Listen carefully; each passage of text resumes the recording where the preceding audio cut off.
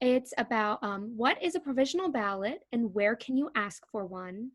And then the second part of this question is, if you vote provisionally, what happens to your ballot? Okay. So a provisional ballot is basically a paper ballot that is verified after election day to determine whether it's a proper vote to be counted. So in this election coming up at the primary, everyone who goes to the polls is voting on a provisional ballot because all of those have to be verified. In a normal situation, in a normal election, a provisional ballot is given to a voter at a polling location if for some reason the voter is denied access to a voting machine. And there are a few reasons why. One of the reasons is if the voter has already been issued a mail-in ballot.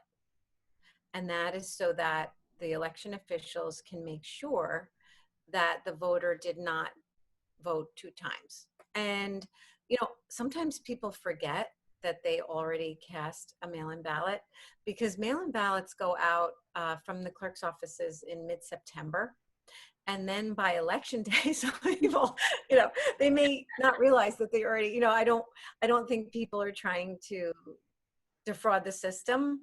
It's more, some people are confused about it because of, or they may have forgotten that they already, it was a month and a half earlier sometimes.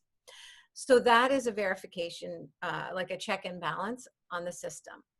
Another reason why a voter might be turned away at the polls and not allowed to vote on a machine is if the voter may have registered to vote too late to vote in that particular election, or the voter is not registered at all to vote. So there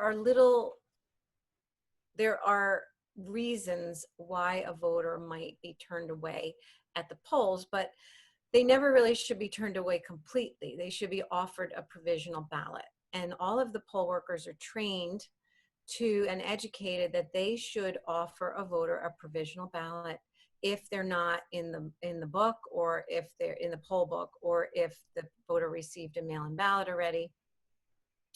And it's really just a safeguard. So the voters offered a paper ballot, and then all those ballots are collected at the end of the night, and they are brought down to the boards of elections and the superintendents of elections, where they are later vote verified. And there's a process that these election officials take to make sure that the voter is registered, or that they haven't actually voted a mail-in ballot. If they were only issued a mail-in ballot, that will be checked. And sometimes the voter doesn't mail the ballot back, so they are entitled to vote. So then that provisional ballot would be counted. So it's a verification process. Typically, it starts the day after election day, and sometimes it could take a week or two, depending upon the number of provisional ballots. And then all of the good ballots, the ones that are connected to voters who are entitled to vote in that particular election, are then opened and counted and included in the election totals. A lot of people feel that, oh, if I vote on this provisional ballot, it's not going to be counted. That is not the case. Once it's verified, it will be counted and included in the election results.